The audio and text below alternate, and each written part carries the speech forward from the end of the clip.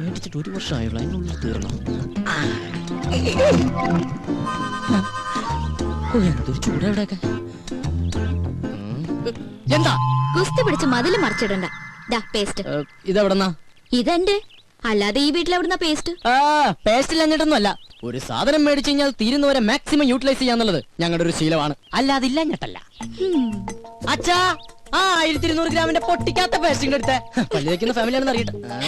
കൂടുതൽ ഇടിക്കല്ലേ. എങ്ങനെ ചിരിക്കാതിരിക്കും? 1200 ഗ്രാമിന്റെ പേസ്റ്റ് ഇല്ലാന്ന് ഏത് പൊട്ടിക്കും അറിയാം. ഓഹോ, അപ്പൊ മനസ്സിലായല്ലേ. കൂടുതൽ ഡയലോഗ് അടിക്കാതെ പല്ലിയേക്ക്. അതെ, ഒന്ന് നിന്നേ മോളെ. അത്ര നിർബന്ധമാണെങ്കിൽ ആ സോപ്പും കൂടി എടുത്തുകൊണ്ട് വന്നിട്ട് എന്നെ കുളിപ്പിച്ചും കൂടി താ. ഞാൻ റെഡി. നീ റെഡിയാവും. നീ ആ സൈസ് സാധന. നാണോ ഇല്ലാത്തവള്. അതാരാന്ന് ഞാൻ ഇന്നലെ കണ്ടു. എന്ത് കണ്ടു? വാതിലിന്റെ ഇടയിലൂടെ ഇങ്ങനെ. അച്ഛാ, ഇവളൊക്കെ എവിടെ നിന്ന് കുറ്റിയും പറിച്ചോണ്ട് വന്നതാ? ഈ അച്ഛനോടെ പോയി കിടക്ക. അച്ഛാ, അച്ഛാ, കാണല്ലേ സാർ. നീയാ? എന്താ രാവിലെ പത്രത്തിന്റെ ബില്ല്? ഓ, അതൊന്നും വേണ്ടപ്പാ. തമാശ കളഞ്ഞിട്ട് കാശ് എടുക്കട്ടെ സാറേ. 450 രൂപയാ. 450 രൂപ? അതിനു വേണ്ടിട്ടാ നീ രാവിലെ വന്നേക്കണേ? നീ ഒരു കാര്യം ചെയ്യ്, പോയിട്ട് ഒരു മാസം കഴിഞ്ഞിട്ടോ. ഇനി 1 മാസം കഴിഞ്ഞാ? ഇത് കേൾക്കാൻ തുടങ്ങിയിട്ട് കാലം കുറെ ആയിട്ടാ. എടാ, അപ്പുറത്തെ വീട്ടിലെ തോമസ് ചേട്ടനല്ലേ കോടിക്കണക്കിന് രൂപയുടെ കടക്കാരനാ, അറിയോ നിനക്ക്? എനിക്ക് അയാളുടെ കോടിക്കണക്കിന് രൂപയുടെ കണക്കൊന്നും അറിയണ്ട. എനിക്ക് എന്റെ പത്രത്തിന് 450 രൂപ അപ്പം കിട്ടണം. ഓ പിന്നെ, ഞങ്ങൾ ഈ പാവങ്ങളുടെ 450 രൂപ ഇട്ടിട്ടുണ്ട് നിന്റെ മാതൃഭൂമി പത്രം നടന്നു പോവാൻ. ഒന്ന് പോരാ. നല്ല ഒന്നാമതൊരു വീട് കെട്ടിയിട്ടുണ്ടോ ചേട്ടാ? എന്തിനായി പിച്ചത്തരം കാണിക്കണേ? വീടല്ലേ കെട്ടിട്ടുള്ളൂ, ഞാൻ കെട്ടിട്ടില്ലല്ലോ. എടാ, ഞാൻ കെട്ടിക്കഴിഞ്ഞതെങ്കിൽ ആ സ്ത്രീധനത്തിന്റെ തുക കൊണ്ട് ആദ്യം കടമിട്ടത് നിന്റെ ഇരിക്കൂടാ. ആ കല്യാണം കൂടി ഞങ്ങൾ മാതൃഭൂമിക്കാർ നടത്തി തരാം. ആയിക്കോട്ടെ. അതെ, എന്റെ കല്യാണം നടത്തിയിരിക്കുക. ഈ ഒരു ജോലിക്കാരും പറഞ്ഞിട്ട് ആ ആലോചന നടന്നിട്ടുള്ളത്. ഈ കാശ് കൂടി തന്നില്ലെങ്കിൽ എന്റെ ഏജൻസി കെട്ടി. എന്റെ ഏജൻസി കെട്ടിയതിന്റെ കല്യാണം നടക്കില്ലേട്ടാ. വയലന്റ് ആവല്ലേ രമേശ. നീ ഒരു കാര്യം ചെയ്യ്, നീ അതവരെ പറഞ്ഞ് മനസ്സിലാക്കാം. ആരെ? പെൺവീട്ടുകാരെ? അല്ലട, പത്രക്കാരെ. ഇപ്പൊ ഞാൻ നിന്നോട് ഒരു ഒഴിവ് പറയുന്നില്ല, അതുപോലെ നീ അവരോട് ഒഴിവ് പറയും, അവര് മറ്റുള്ളവരോട് ഒഴിവ് പറയും. അങ്ങനെ ഒഴിവ് കഴിവൊക്കെ പറഞ്ഞാലാണ് നമ്മൾ ഇന്ത്യക്കാർ ജീവിച്ചു പോണത്. അതെ, അങ്ങനെ മറ്റുള്ളവർ പറയുന്ന ഒഴിവില് നമ്മൾ ഇങ്ങനെ ഒഴിഞ്ഞു മാറുന്നത്. അതെ, ഇന്ന് വൈകുന്നേരത്തോടെ കാശ് എന്തെങ്കിലും എന്റെ സ്വഭാവം മാറൂട്ടാ. നീ ഒരു ചുക്കും ചെയ്യില്ല. നാളെ മുതൽ പത്രം വായിക്കണമെന്ന് കാണാ. നിന്നെ അതെ, പത്രം നിന്റെ മാത്രമല്ല, കേരളത്തിൽ 5-6 പത്രങ്ങൾ വേറെ ഉണ്ട്. എടാ, ഓരോരുത്തരോടും ഒരു 3 മാസം വെച്ച് കടം പറഞ്ഞിട്ടുണ്ടെങ്കിൽ ഈസി ആയിട്ട് 2 വർഷം പോകും. അറിയോടാ, പോടാ പെരട്ടത്തിണ്ടി. അയ്യയ്യേ, എന്ത് ജന്തുക്കളത്!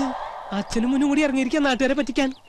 അച്ഛാ, അച്ഛാ, നേരായല്ലോ അച്ഛ അച്ഛാന്നും പറഞ്ഞ് കൊരവള്ളി പൊട്ടിക്കാൻ തുടങ്ങിയിട്ട്. എന്താ അത് ശരി, ബാത്റൂമിൽ കയറി ഒളിച്ചിരിക്കായിരുന്നല്ലേ? ഒളിച്ചിരിക്കാൻ പോയതല്ല, മനുഷ്യന്റെ പ്രാഥമിക ക്ലേശങ്ങൾ ഒഴിവാക്കാൻ വേണ്ടി പോയതാ. ഓ, എനിക്കറിയാം. പേപ്പർ കേട്ട ഒളിച്ചിരുന്നല്ലേ? ഞാൻ ഒരു പ്രാവശ്യം പറഞ്ഞു ഒളിച്ചിരിക്കാൻ പോയതല്ലെന്ന്. എനിക്കറിയോ. അതെ, ഇനി അവൾ ഇവിടെ ഒരു നിമിഷം പോലും നിൽക്കാൻ പറ്റില്ല. എന്ത് പറ്റി? അവള് ശരിയല്ല. ഏയ്, അങ്ങനെ വരാൻ വഴിയില്ലല്ലോ. ആര് പറഞ്ഞു വഴിയില്ലെന്ന്? ഇന്ന് കൊച്ചുവിളിപ്പം കാലത്ത് എന്റെ അടുത്ത് ശൃംഗരിച്ചോണ്ട് വന്നിരിക്കാ. ഞാനൊരാണല്ലേ, എനിക്ക് നീ സംഭവിച്ചാ? നിനക്കെന്ത് സംഭവിക്കാൻ? 2 ആണുങ്ങൾ മാത്രം താമസിക്കുന്ന സ്ഥലത്ത് ഒരു പെണ്ണ് വേണ്ട. എന്താ ഗോപ നീ പറയണ? ഞാൻ ആ കുട്ടിയുടെ അഡ്വാൻസ് മേടിച്ചതല്ലേ. അഡ്വാൻസാ? എത്ര രൂപ? 2000. ഓഹോ, അപ്പൊ അതുകൊണ്ടാണ് മേടിച്ച് മിഴുങ്ങിയതല്ലേ? ഏയ്, അതെനിക്ക് അവള് ഫ്രീ തന്നതാ. ഒരു കാര്യം ചെയ്യ്, എഗ്രിമെന്റ് വെച്ചിട്ടല്ലോ ആ പൈസ അങ്ങോട്ട് തിരിച്ചു കൊടുത്തേക്ക്. അത് ഞാൻ പാൽക്കാരനും പലചരക്ക് കച്ചവടക്കാരനും കൊടുത്തു. ഓ, ഇതൊരു പുലിവാലായല്ലോ. എന്ത് ചോദിച്ചാലും കളനെ പോലെ തല കൂപ്പിട്ട് നിൽക്കും. ഇങ്ങോട്ട് നോക്കി, ഇങ്ങോട്ട് നോക്കാൻ. ഞാനൊരു 2000 രൂപ എങ്ങനെയെങ്കിലും സംഘടിപ്പിച്ചു തരാം. അതിനെ പറഞ്ഞു വിട്. അങ്കിൾ, ഈ പെൺകുട്ടികളെ താമസിക്കുന്ന വേണ്ട വേണ്ട വേണ്ട, കൂടുതൽ കൊഞ്ചിക്കൊഴയിലൊന്നും വേണ്ട. അച്ഛ പറഞ്ഞു വിട്ടെ. ഞാനൊന്ന് പറയട്ടെ ഗോപേട്ട. ഗോപേട്ടാന്നാ? അച്ഛ ഗോപേട്ടാന്ന്. പിന്നെ നിന്നെ എന്താ വിളിക്കാ? വേലായുധനാ? എന്താ നിന്റെ പേര്? ഗോപൻ. പറ മോളെ. പെൺകുട്ടികൾ താമസിക്കുന്ന റൂമില് ഒരാൾ വന്ന് ഒളിഞ്ഞു നോക്കിന്ന് വിചാരിക്കുക. ഇവിടെ ആരോ ഒളിഞ്ഞു നോക്കിയേ? അയാളെ കുറിച്ച് അങ്കിളുടെ അഭിപ്രായം എന്താ? ആണാണോ പെണ്ണാണോ? ആണാണെന്ന് തോന്നുന്നു. എങ്കിൽ അവൻ ആണും പെണ്ണും കെട്ടവനും സംസ്കാരമില്ലാത്തവനും ആവാസനും തന്തയില്ലാത്തവനുമാണ്. അച്ഛാ, സത്യം പറയാലോ അങ്കിൾ, അങ്ങനെ ഒരു അനുഭവം ഹോട്ടലിൽ വെച്ചുണ്ടായതുകൊണ്ടാ ഞാൻ ഇങ്ങനെ ഒരു സ്ഥലം തേടി വന്നത്. ഇവിടെ ഞാൻ സേഫാ. എനിക്ക് സമാധാനായി. അങ്കിളിന്റെ മുഖം കണ്ടാൽ അറിയാം അങ്കിൾ ഒരു ഇന്നസെന്റ് ആണെന്ന്. ഇങ്ങനെ ഒരു അച്ഛനെ കിട്ടിയത് ഗോപന്റെ ഭാഗ്യാ. ഇത് ഞാൻ പലപ്പോഴും നിന്നോട് പറയണമെന്ന് വിചാരിച്ചതാ, പക്ഷേ അന്നൊക്കെ ഞാനത് കൺട്രോൾ ചെയ്തു. അയ്യോ, ഇന്ന് ശീതളിൽ നിന്നും ഈ വാക്കുകൾ അടർന്നു വീണപ്പോ എന്റെ ക്ലേശമൊക്കെ മാറി. മോള് സമാധാനായിട്ട് അകത്തേക്ക് പോയിക്കോ. ഒടുക്കത്തൊരു ക്ലേശ. അച്ഛാ, അച്ഛാ, അച്ഛാ, ബഹുത്ത് അച്ഛാ. നിങ്ങളുടെ അമ്മയുടെ അച്ഛൻ. എടി മൂദേവി. ഓ ദൈവം, എന്റെ മാനം കപ്പലേറി. അതുകൊണ്ട് ഭൂമി കുലുക്കം ഉണ്ടായെന്ന് പറഞ്ഞാലും ഞാൻ എന്റെ സരോജത്തെ വിട്ട് എങ്ങും പോവില്ല. എനിക്ക് വിശ്വാസമില്ല. എന്നോട് ഇത്തിരിയെങ്കിലും ഇഷ്ടം ഉണ്ടായിരുന്നെങ്കിൽ ഒരു കത്തെങ്കിലും അയക്കില്ലായിരുന്നു. നീ എന്ത് മണ്ടത്തൊരു പറയണ? കത്തൊക്കെ എന്നാടി ഉണ്ടായത്? ഈ കത്ത് കണ്ടുപിടിക്കുന്നതിന് മുമ്പും മനുഷ്യർ പ്രേമിച്ചിരുന്നില്ലേ? You got me? ആഹാ ഇംഗ്ലീഷ് ഒക്കെ പഠിച്ചോ? Yes I will do. എനിക്കത് പഠിക്കേണ്ടി വന്നു. ആ 2 ice cream given gives give. Okay. ഒരു ഇന്റർവ്യൂവിന് ശേഷം നമ്മുടെ പ്രണയം വീണ്ടും തുടങ്ങിയല്ലേ? നിന്റെ ഈ പിണക്കൊക്കെ ഒരു ഐസ്ക്രീം പോലെ ആയാലും ഞാൻ ഇല്ലാതാവട്ടെ. എന്തോ 10 റുപ്യ. എന്ന് വെച്ചാൽ 10 അർത്ഥം. എന്റെ അമ്മേ. അങ്ങനെ അർത്ഥം ഒരു ഐസ്ക്രീം. ഗോപൻ ഗോപൻ സമാധാനമായിട്ടൊന്ന് പ്രേമിക്കാനും സമ്മതിക്കില്ല. നമ്മളെ കണ്ടോ?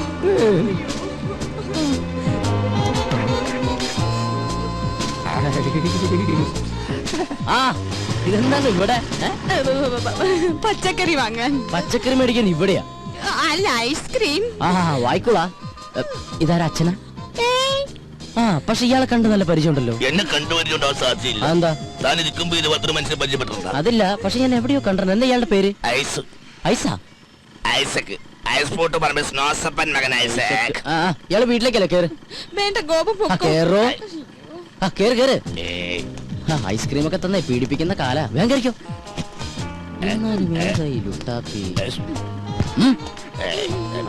ഇതെന്താ സാറേ?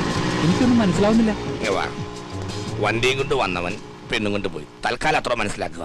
ഇവിടെ അടുത്ത അമ്പലക്കുളം ഉണ്ടാ? എന്തിനാ? ഒന്ന് സർവീസ് ചെയ്യാനാ. ഞാൻ വിളമ്പിത്തരാം അങ്കിൾ. ഓ മൈ ഗോഡ്, ഇന്നും കഞ്ഞിയാ? എന്നാ ഇവിടെ കഞ്ഞിയല്ലാത്ത?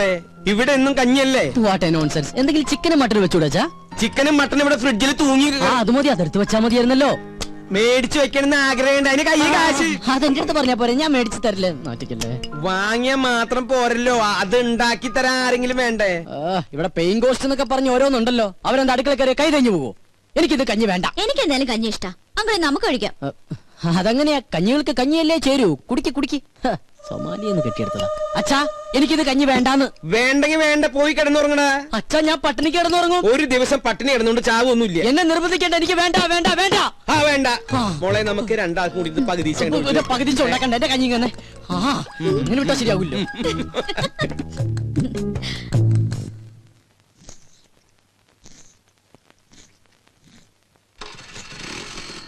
ഓ ഈ അച്ഛനോട് ഞാൻ പലതവണ പറഞ്ഞിട്ടുള്ളതാ, ലൈസൻസ് ഇല്ലാതെ വണ്ടി എടുക്കരുത്.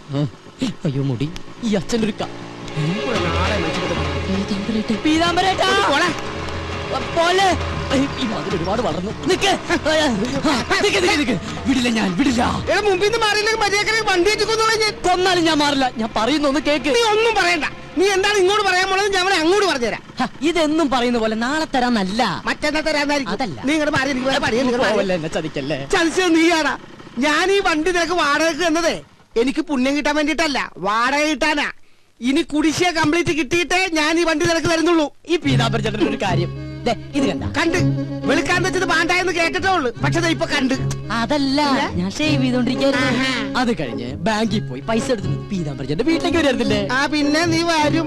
നിന്നെ എനിക്ക് ഒട്ടും വിശ്വാസമില്ല. വിശ്വാസമില്ല. ചേട്ടൻ തന്നെ ഇങ്ങനെ പറയണം ചേട്ടാ. ചേട്ടന് തരാനുള്ള കാശ് തരാൻ കഴിഞ്ഞില്ലല്ലോ എന്നോർത്ത് ഇന്നലെ രാത്രി ഒരു കഷ്ണം പോലും ഞാൻ ഉറങ്ങിയിട്ടില്ല. അവസാനം തരാന്ന് വിചാരിച്ചപ്പോ എന്റെ വിശ്വാസമില്ലല്ലേ. അയ്യോ, എന്റെ ഷേവിംഗ് ക്രീം വെറുതെ വേസ്റ്റായി. നശിപ്പിച്ച് വിചാരിച്ചു. ചേട്ടാ, ചേട്ടൻ ഒരു കാര്യം മനസ്സിലാക്കണം. ചേട്ടൻ വേണമെങ്കിൽ വണ്ടി കൊണ്ടുവെക്കോ, പക്ഷെ എന്നാലും തരാനുള്ള കാശി ഇന്ന് ഉച്ചയ്ക്ക് മുമ്പ് ഞാൻ വീട്ടിലെത്തിച്ചിരിക്കും. അതാണ് ചേട്ടാ ഗോപൻ. ബൈ. പുറകെ വിളിക്കണേ. എടാ, യെസ് പീതാംബരേട്ടാ. നീ പറഞ്ഞ സത്യമാണോടാ? അല്ല നോണ. ചേട്ടൻ വേണമെങ്കിൽ വണ്ടി കൊണ്ടുവെക്കോ. എടാ, എനിക്ക് വണ്ടി കൊണ്ടുപോകാൻ ആഗ്രഹം ഉണ്ടായിട്ടല്ല. ഇത് ഞാൻ നിന്റെ പുറകെ നടന്ന എന്റെ ഈ കാലിന് കൂടെ സ്വാധീനം ഇല്ലാണ്ടാവും. അതുകൊണ്ട് ഇന്ന് തന്നെ കാശ് കൊണ്ടുവന്ന് തരണം. വണ്ടി എടുത്തോണ്ട് പോയിക്കോ. Thank you. അതെ, ഞാൻ ഡ്രോപ്പ് ചെയ്യണോ? വേണ്ട വേണ്ട. ഈ വടി ഉള്ളിടത്തോളം കാലം ഞാൻ നിന്നെക്കാളൊക്കെ നല്ല അസലായിട്ട് ഇങ്ങനെ ഡീസന്റ് ആയിട്ട് നടന്നു പോകും. കണ്ട